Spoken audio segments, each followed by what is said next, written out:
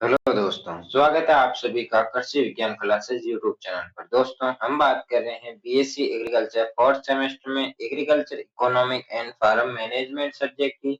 और इस सब्जेक्ट में हमारा एक क्लास हो चुकी है और उससे पहले हमारी एक क्लास और हुई थी जिसमें हमने सिलेबस एनालिसिस पर चर्चा की थी।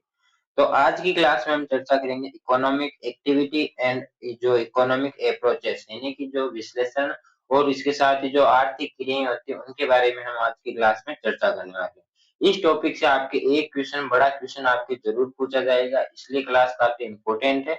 और क्लास के एंड तक जुड़े रहेंगे तभी आपको टॉपिक अच्छे से समझ में आएगा। ये जो सब्जेक्ट है ये रटने वाली सब्जेक्ट नहीं है, ये समझने वाली सब्जेक्ट है, इसलिए क्लासों को आप पूरा देखा करें। तभी आपको सब्जेक्ट अच्छी लगेगी और आसानी से आपको याद हो पाएगी। तो चलिए बिना किसी देरी का आज की क्लास हम शुरू करते हैं। सबसे पहले हम पढ़ने वाले हैं इकोनॉमिक एक्टिविटीज यानी कि आर्थिक क्रियाएं। आर्थिक क्रियाओं का क्या मतलब होता है कि वह सभी गतिविधियां जिसमें जिसका जो मुख्य उद्देश्य जो होता है, मुख्य पर्पस जो होता है, वो आय अर्जित करना होता है ताकि मानव अपनी आवश्यकताओं को पूरा कर सके। यानी कि आर्थिक जो स्थिति होती है उसको मजबूत करने के लिए जो कार्य किए जाते हैं वो सभी आते हैं आर्थिक क्रियाओं में या इकोनॉमिक एक्टिविटी के अंतर्गत आते हैं। आर्थिक क्रियाएं वह सभी गतिविधियां हैं जिनका उद्देश्य आय अर्जित करना और मानव आवश्यकताओं की पूर्ति करना। इसमें क्या-क्या शामिल होता है? उत्पादन शामिल होता है, उपभोग और विनिमय शामिल होते हैं। ये सब क्या होते हैं? प्रोडक्शन क्या होता है? उपभोग क्या होता है? विनिमय क्या होता है? ये हम अब पढ़ेंगे। तो सबसे पहले हम इसमें पढ़ेंगे प्रोडक्शन यानी उत्पादन क्या होता है। तो उत्पादन का अर्थ क्या है कि संसाधनों का उपयोग करके वस्तुओं और सेवाओं का निर्माण करना। यानी कि इसमें क्या होता है कि जो संसाधन होते हैं, जो रिसोर्सेज होते हैं, उनका प्रयोग करके कोई वस्तु बनाई जाती है या कोई ऐसी सेवाएं दी जाती है ताकि उससे आर्थिक यानी आय प्राप्त हो या लोगों को उससे अपनी आवश्यक मानव की अपनी आवश्यकताओं की पूर्ति हो। जैसे किसानों द्वारा गेहूँ उगाना उत्पादन का एक उदाहरण है, यानी कि किसान खेती कर रहा है, अपने संसाधन जो है जो भूमि है उसका उपयोग कर रहा है, उससे प्रोडक्शन यानी कि जो उत्पादन कर रहा है किसका गेहूँ का, गेहूँ को वो बेचकर आय अर्जित करेगा, तो ये सब होता है क्या उत्पादन यानी कि जो इकोनॉमिक एक्टिविटी के अंतर्गत आते हैं। इसके साथ ही यदि हम बात करें इसका इम्पोर्टेंस क्या है किसका प्रोडक्शन का, तो प्रोडक्शन का महत्व है कि ये आवश्यकताओं को पूरा करता है, रोजगार के अवसर पैदा करता है। यानी कि जैसे किसान है, वो यदि खेती करता है, गेहूँ की खेती करता है, तो वहाँ पे रोजगार भी मिलेगा, किसान को मिलेगा पहली बात तो रोजगार। दूसरी बात वहाँ पे कोई जो श्रमिक होते हैं, जो वहाँ पे मजदूर काम में लगे काम करने के लिए वो मजदूर लाएगा, तो उनको रोजगार मिलेगा। फिर वो बेचेगा, बड़ी-बड़ी मंडियों में बेचेगा, तो वहाँ पे भी किसी न किसी को रोजगार ज़रूर मिलेगा। तो रोजगार के अवसर भी पैदा करता है, राष्ट्रीय आय में भी ये वृद्धि करता है।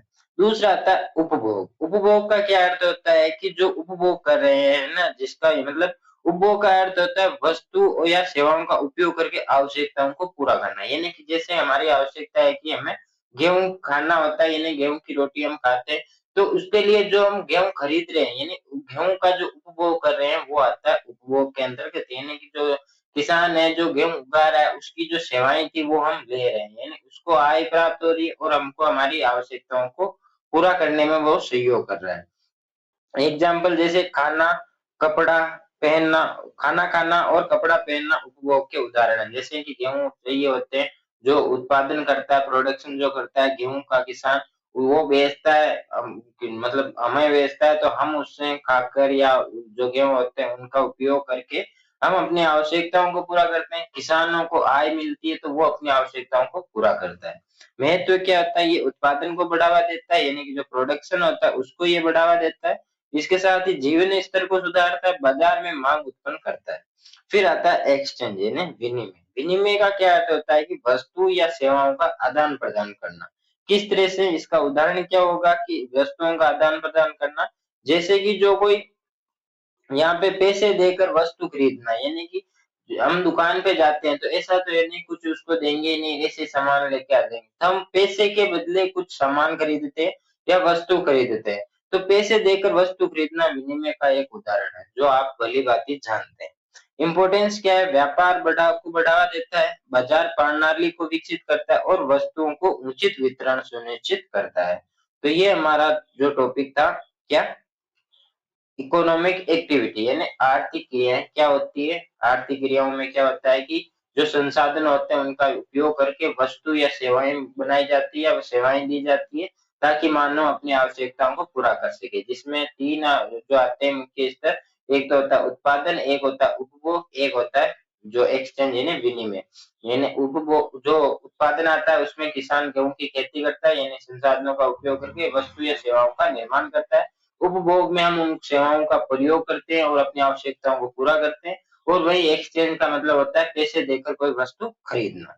तो ये था एक्टिविटीज यानी कि इकोनॉमिक एक्टिविटीज। अब हम बात करेंगे अप्रोचेस टू इकोनॉमिक एनालिसिस, यानी कि आर्थिक विश्लेषण के दृष्टिकोण, जो कि हम पढ़ेंगे दो प्रकार से, एक पढ़ेंगे माइक्रो, एक पढ़ेंगे मैक्रो, यानी दो सूक्ष्म और सामूहिक अर्थशास्त्र, जो कि हमने पिछली क्लास में भी थोड़ा बहुत देखा था। और वही सेम टॉपिक यहाँ पे आया, तो ये भी हम देख लेते हैं।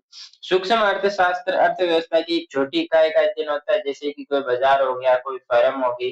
तो ये क्या है कि छोटी जो अर्थशास्त्र यानी अर्थव्यवस्था, सूक्ष्म जो अर्थशास्त्र होता है, वो छोटी इकाई का यदि हम अर्थशास्त्र यानी कि जो उसका अर्थव्यवस्था का यदि हम अध्ययन करते हैं, तो वो होता है किसके अंतर्गत आता है? सूक्ष्म अर्थशास्त्र यानी माइक्रो इकोनॉमी के अंतर्गत। मुख्य विशेषताओं की बात करते हैं तो व्यक्तिगत इकाइयां उपभोक्ता फर्म का अध्ययन करता है, यानी कि ये क्या है कि व्यक्तिगत इकाइयों पर ध्यान देता है। मूल्य निर्धारण पर भी ये ध्यान देता है, मांग और आपूर्ति के सिद्धांत पर आधारित है, और इसे प्राइस थ्योरी भी हम कहते हैं। तो ये हमने पिछली क्लास में भी देखा था, इसलिए यदि आपने पिछली क्लास देखी है तो आपको अच्छे से पता होगा कि माइक्रो और मैक्रो इकोनॉमिक क्या होती है, कैसे इसमें काम करते हैं, क्या इसकी विशेषताएं होती है। एग्जाम्पल जैसे कि किसी एक वस्तु के मूल्य निर्धारण का अध्ययन करना, तो ये होता है क्या? Micro economics. इम्पोर्टेंस क्या रहता है कि संसाधन के कुशल उपयोग में मदद करता है, इसके साथ ही मूल्य निर्धारण को समझने में सहायक है, छोटे स्तर के निर्णय लेने में भी ये उपयोगी होता है। अब हम पढ़ते हैं मैक्रो इकोनॉमिक्स यानी सामूहिक अर्थशास्त्र। सामूहिक अर्थशास्त्र पूरी अर्थव्यवस्था का अध्ययन कराता है, यानी बड़े स्तर पर, सामूहिक का मतलब समूह में या बड़े स्तर पर, राष्ट्रीय स्तर पर जो हम अर्थव्यवस्था का अध्ययन करते हैं वो आता है सामूहिक अर्थशास्त्र या मैक्रो इकोनॉमिक्स हम इसे कहते हैं। मुख्य विशेषता क्या होता है कि समग्र आर्थिक चर जैसे राष्ट्रीय आय का अध्ययन कराता है, बेरोजगारी और मुद्रा स्फीति का अध्ययन कराता है या ध्यान देता है। तो इसका मतलब होता है बड़े स्तर पर, यानी आर्थिक नीतियों का विश्लेषण, और इसे हम इनकम थ्योरी भी कहते हैं। जैसे कि उदाहरण होगा इसका पूरे देश की राष्ट्रीय आय का अध्ययन, यानी पूरे देश की राष्ट्रीय आय का अध्ययन। जबकि जो माइक्रो इकोनॉमिक होता था वो एक व्यक्तिगत, यानी कि जैसे कोई व्यापार कर रहा है तो उसमें किसी एक वस्तु के यदि मूल्य निर्धारण में यदि काम में आता है कौन? माइक्रो इकोनॉमिक्स, जो छोटा सूक्ष्म अर्थशास्त्र जो होता है वो। इसके साथ ही यदि हम बात करें इसका इम्पोर्टेंस किसका? मैक्रो यानी सामूहिक अर्थशास्त्र का, तो आर्थिक नीति निर्माण में सहायक होता है, बेरोजगारी और मुद्रा स्फीति को नियंत्रित करता है, आर्थिक विकास को भी ये बढ़ावा देता है। अब हम बात करते हैं इसका एक और टॉपिक, जो कि पॉजिटिव एंड नॉर्मेटिव इकोनॉमिक्स, यानी कि जो पॉजिटिव और नॉर्मेटिव इकोनॉमिक्स में क्या अंतर होता है, ये भी आपसे क्वेश्चन पूछा जा सकता है। पॉजिटिव का मतलब होता है सकारात्मक, यानी कि वर्तमान में क्या चल रहा है। जैसे कि अभी जो वर्तमान में यदि बात करें, गैस सिलेंडर महंगे हो गए हैं, तो और भी ऐसी कई, पेट्रोल महंगा हो गया है, सॉरी पेट्रोल ऐसे मुश्किल से मिलता है, तो ये सब जो समस्याएं होती है वो वर्तमान में चलती है। नॉर्मेटिव का मतलब है कि क्या होना चाहिए, यानी कि जो जैसे कि सिलेंडर है वो आसानी से मिलने चाहिए या कैसा होना चाहिए, मतलब अपने सुझाव। तो ये होता है सकारात्मक और मानक अर्थशास्त्र, जो कि हम अब डिटेल में समझेंगे। तो सबसे पहले हम इसका इंट्रोडक्शन देखते हैं कि अर्थशास्त्र को समझने के लिए इसे दो भागों में बांटा जाता है। एक होता है सकारात्मक और एक होता है जो मानक या जिसे हम नॉर्मेटिव अर्थशास्त्र कहते हैं। तो दोनों को आपको पता होना चाहिए। इसमें आपको एक तो अंतर पूछ सकता है, एक आपसे इसकी परिभाषा पूछ सकता है कि पॉजिटिव इकोनॉमिक्स क्या होता है, या आपसे नॉर्मेटिव जो इकोनॉमिक्स होता है वो क्या होता है। सकारात्मक अर्थशास्त्र तथ्यों पर आधारित होता है, जबकि जो मानक अर्थशास्त्र मूल्य और विचारों पर आधारित होता है। यानी कि जो सकारात्मक अर्थशास्त्र होता है वो सत्य पर यानी तथ्यों पर आधारित होता है, यानी कि अभी क्या चल रहा है और क्या हो गया। जबकि जो मानक जो अर्थशास्त्र होता है वो मूल्यों पर या विचारों पर, यानी हमारे विचार आते हैं कि ये ऐसा होना चाहिए या ऐसा होना चाहिए था, तो ये सब होता है। इसके साथ ही यदि हम बात करें, सबसे पहले हम देखते हैं कि पॉजिटिव इकोनॉमिक्स का अर्थ क्या होता है। एग्जाम्पल हम इसके देखते हैं, विशेषताएं हम इसकी देखते हैं। तो मीनिंग क्या होता है, सकारात्मक अर्थशास्त्र वास्तविक तथ्यों और आंकड़ों का अध्ययन कराता है। ये बताता है कि अर्थशास्त्र में क्या हो रहा है और कैसे हो रहा है, यानी कि अर्थशास्त्र में क्या अभी क्या चल रहा है, ये सब कौन बताता है, पॉजिटिव इकोनॉमिक्स।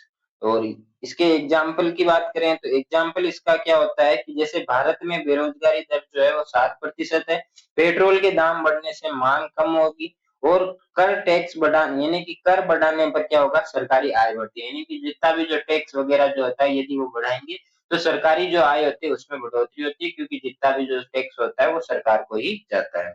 और जैसा है वैसा बताना ही सकारात्मक अर्थशास्त्र होता है। सिंपल भाषा में कहें या सिंपल अर्थों में कहें कि जैसा अभी चल रहा है उसका सत्य बताना ही क्या होता है, पॉजिटिव इकोनॉमिक्स होता है, यानी जैसा है वैसा बताना। और इसकी विशेषताएं क्या होती है कि जो ये तथ्य पर आधारित होता है, यानी फैक्ट पर आधारित होता है, ना कि विचारों पर, यानी कि हमारे विचार यहाँ पे काम में नहीं आएंगे कि ऐसा होना चाहिए था, गैस सिलेंडर है जो कितने में मिलना चाहिए था, बेरोजगारी जो इतनी कम हो जानी चाहिए थी, या जो टैक्स है या कर है वो कम हो जाना चाहिए, ये हमारे विचारों पर आधारित नहीं है, फैक्ट यानी तथ्यों पर आधारित होता है। ये वस्तुनिष्ठ होता है, ऑब्जेक्टिव होता है। इसे परीक्षण यानी टेस्ट और सत्यापन किया जाता है, यानी वेरिफिकेशन किया जाता है इसका। ये कारण और प्रभाव का अध्ययन कराता है। अब हम बात करेंगे इसके दूसरे की, यानी नॉर्मेटिव इकोनॉमिक्स क्या होता है या इसका क्या अर्थ होता है। तो मानक अर्थशास्त्र का क्या अर्थ होता है, मानक मानक अर्थशास्त्र ये बताता है कि अर्थव्यवस्था कैसी होनी चाहिए, यानी कि हमारे विचार इसमें काम में आते हैं कि जो अर्थव्यवस्था है, यानी कि यदि आपसे पूछा जाए कि भारत की अर्थव्यवस्था में क्या सुधार होंगे, तो यदि आप अपने विचार देंगे कि अर्थव्यवस्था में ऐसे-ऐसे सुधार होने चाहिए, ये कार्य होना चाहिए, ये जो महँगाई है इतनी कम होनी चाहिए, तो वो सब आते हैं मानक अर्थशास्त्र में। लेकिन जो वर्तमान में जो अर्थव्यवस्था है, जो रियल अर्थव्यवस्था है, वो आती है पॉजिटिव इकोनॉमिक्स में, यानी पॉजिटिव यानी सत्य, जो सकारात्मक, और जो नॉर्मेटिव होती है वो विचारों पर आधारित होती है। ये नैतिक मूल्य, विचारों और निर्णयों पर आधारित होती है, यानी विचार कैसे होने चाहिए उन पर आधारित करती है, यानी कि इसमें ये होता है कि क्या होना चाहिए ना, अर्थव्यवस्था में क्या होना चाहिए, कैसे क्या सुधार होना चाहिए। उदाहरण जैसे सरकार को गरीबी के लिए क्या कर कम करना चाहिए, यानी कि कम करना चाहिए ताकि गरीबी कम हो, ये हमारे विचार है, ना कि जो तथ्य नहीं है, यानी फैक्ट नहीं है। तो सभी लोगों को रोजगार मिलना चाहिए, आय का समान वितरण होना चाहिए, यानी कि ये सब हमारे विचार है ताकि अर्थव्यवस्था में सुधार किया जा सके, यानी कि लास्ट में इसमें ये जो चाहिए शब्द है ये आपको ध्यान में रखना है। और इसके साथ यदि हम आगे बात करें इसकी मुख्य विशेषताएं क्या है, तो ये मूल्य निर्णय पर आधारित होता है, ये व्यक्ति परक होता है, यानी सब ऑब्जेक्टिव होता है, और इसे परीक्षण या सत्यापन नहीं किया जा सकता, ये सभी के विचारों के अनुरूप अलग अलग हो सकते हैं। ये नीतियों और सुधार का सुझाव देता है, यानी कि ये सुझाव देता है कि जो नीतियां होती है या हम अर्थव्यवस्था में क्या सुधार कर सकते हैं, यानी कि जो ऑब्जेक्टिव यानी कि एक अवसर देते हैं या एक एमसीक्यू के टाइप का, मतलब एक जो सुधार का सुझाव देते ताकि सुधार किया जा सके, यानी कि ये सब होना चाहिए, कर जो है वो कम होना चाहिए, टैक्स जो है वो कम होना चाहिए, एजुकेशन पर टैक्स कम होना चाहिए। तो ये सब क्या है कि जो विचारों पर आधारित होता है वो होता है नॉर्मेटिव इकोनॉमिक्स, और जो फैक्ट पर आधारित होता है वो होता है पॉजिटिव इकोनॉमिक्स। ये हमारा था आज का टॉपिक, जिसमें हमने 3 टॉपिक पर चर्चा की। एक था हमारा जो इकोनॉमिक एक्टिविटीज, दूसरा था हमारा इकोनॉमिक अप्रोच, और तीसरा जो था वो था पॉजिटिव एंड नॉर्मेटिव इकोनॉमिक्स। तो तीनों टॉपिक यहाँ पे कंप्लीट होते हैं। आई होप आपको तीनों टॉपिक समझ में आ गए होंगे। तीनों टॉपिक में से किसी भी टॉपिक में यदि आपको कुछ भी डाउट रहता है तो आप कमेंट करके जरूर बताएं। और इस सब्जेक्ट को समझना ज्यादा है, रटना कम है। यदि आप समझ के देखेंगे, यानी क्लास के नोट साथ साथ बनाएंगे, समझेंगे, तो आपको ज्यादा दिनों तक याद रहेगा, और यदि आप रटेंगे तो आपको ज्यादा दिनों तक याद ये नहीं रहने वाली है। तो सब्जेक्ट काफी इजी है, आपको समझने की आवश्यकता है। और कोई भी डाउट रहता था आप कमेंट करके जरूर बताएं। और यदि आपको पुराने पेपर, गेस पेपर या इंपोर्टेंट क्वेश्चन की पीडीएफ चाहिए तो आप टेलीग्राम चैनल को जरूर ज्वाइन करें। टेलीग्राम चैनल की जो लिंक है वो दी गई है डिस्क्रिप्शन में, तो वहां से आप टेलीग्राम चैनल को ज्वाइन कर सकते हैं। और इस क्लास को लाइक करके अपने साथियों के साथ शेयर जरूर करें। आप अपने साथियों के साथ क्लास को शेयर नहीं करते हैं, शेयर जरूर किया करें। और चैनल को सब्सक्राइब करके बेल आइकन को प्रेस कर दें। जल्दी मिलेंगे हम इसी सब्जेक्ट के नए टॉपिक के साथ नई क्लास में। तब तक के लिए धन्यवाद। जय जवान जय किसान साथी।